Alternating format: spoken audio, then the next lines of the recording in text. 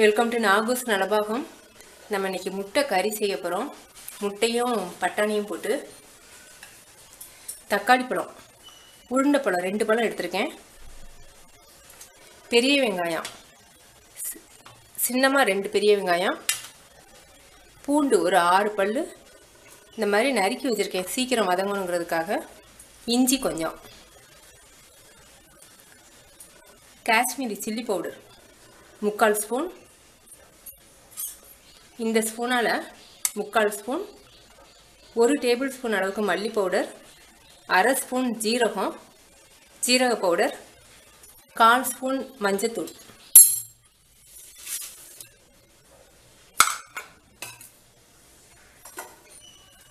இதில் கொஞ்சம் ஆயில் ஊற்றிக்கோங்க.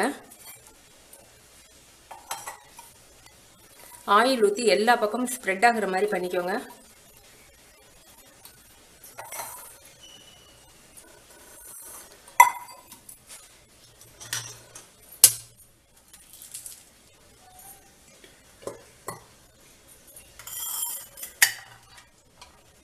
நாலு முட்டை எடுத்திருக்கேன்.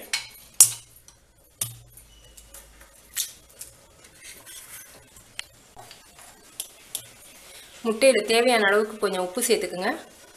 கிரேவியில் வேறு உப்பு இருக்கும், அதனால் கொஞ்சமாக சேர்த்துக்குங்க. ருசிக்காக நம்ம சேர்க்குறோம். பெப்பர் பவுடர் கொஞ்சம்,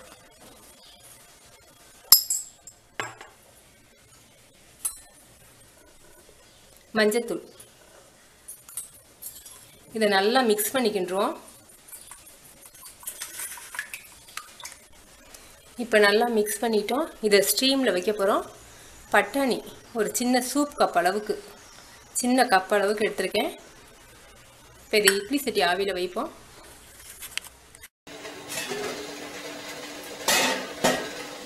நல்லா ஆவி வருது.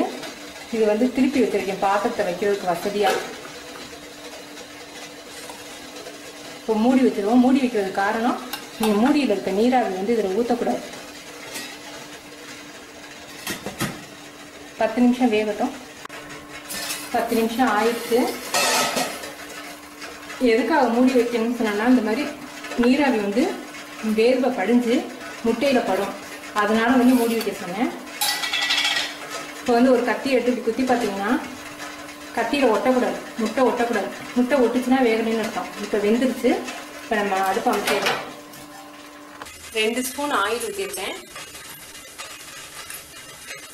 வெங்காயம்,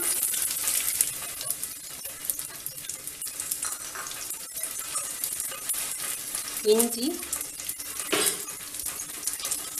பூண்டு.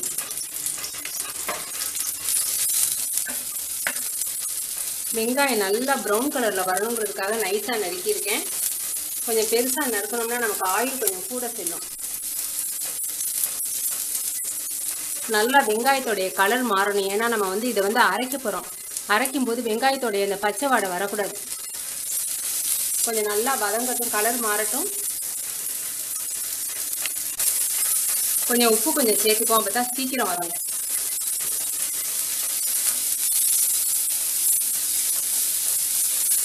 வெங்காயம் நல்லா ப்ரௌன் கலரில் வந்துருச்சு. இப்போ தக்காளியை சேர்த்துக்குவோம்.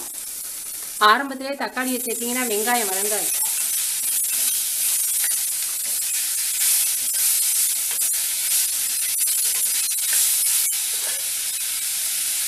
தக்காளி பழமும் நல்லா பச்சை வாடை போக வதங்கணும். தக்காளி வதங்கணும்னா கொஞ்சம் நேரம் நீங்கள் மூடி வச்சிங்கன்னா அந்த சூட்டுக்கு ஆவிக்கு வெந்துடும். வேகட்டும். இப்போ தக்காளி பழம் நல்லா, தக்காளி, பூண்டு, இஞ்சி, வெங்காயம் 3 நல்லா வதங்கிருச்சு. இப்போ இதை நான் மிக்சியில் அரைக்க போகிறோம்.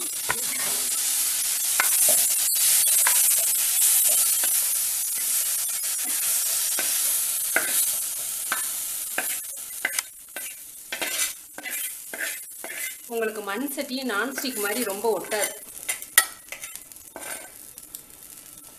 கொஞ்சம் ஆற ஒட்டி மிக்சியில் அரைச்சிடுவோம்.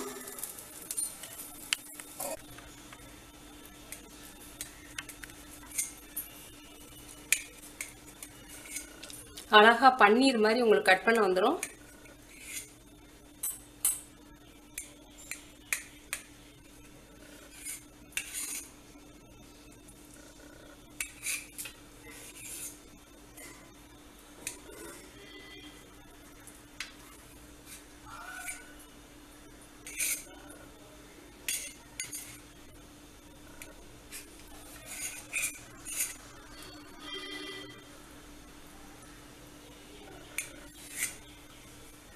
ரெடி ஆயிடுச்சு நமக்கு. இப்போ நம்ம இப்போ கிரேவியை செய்யலாம்.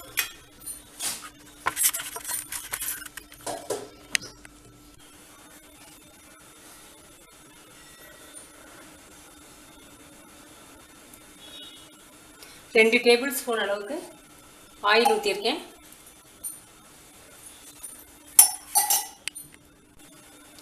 ஜீரகம் 1/4 ஸ்பூன்,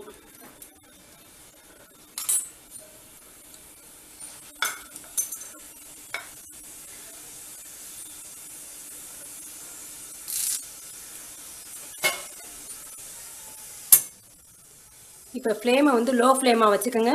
ஏன்னா நம்ம பவுடர் எல்லாம் போட போகிறோம், கறி போயிடக்கூடாது. நம்ம கலர் கூட வரணுங்கிறதுக்காக பவுடர் எல்லாம் இப்போ சேர்க்குறோம். சில்லி பவுடர், மல்லி, சீரகம்,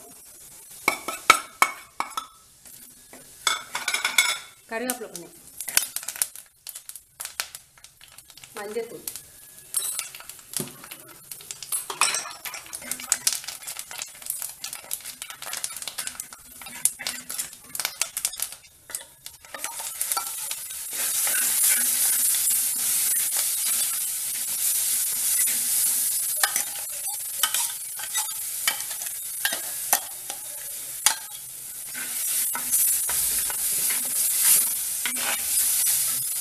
நல்லா அந்த பேஸ்ட் கலர் மாறட்டும். நம்ம ஏற்கனவே அரைக்கிறதுக்கு முன்னாடி வெங்காயம் வதக்கையில உப்பு போட்டோம். உப்பு போதுமான்னு பாருங்க, பத்தலைன்னா திரும்ப போட்டுக்கலாம்.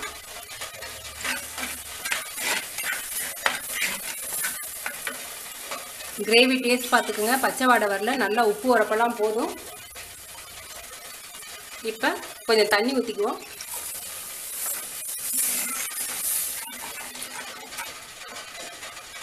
பட்டாணி,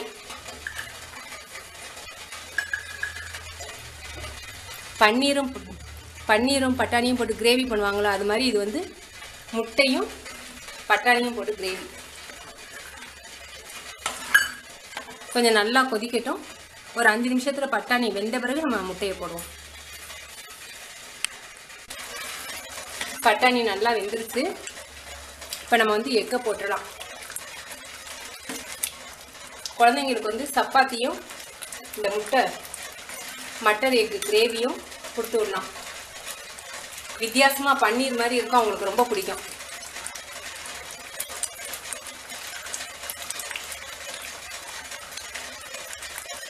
இதே மாதிரி நான் பண்ணி இது எக்கு 65 போட்டிருக்கேன்.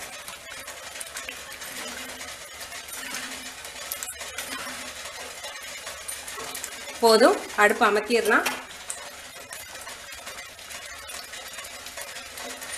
நீங்கள் செஞ்சு பார்த்துட்டு உங்கள் கமெண்ட்ஸ் எனக்கு சொல்லுங்கள். தேங்க்யூ.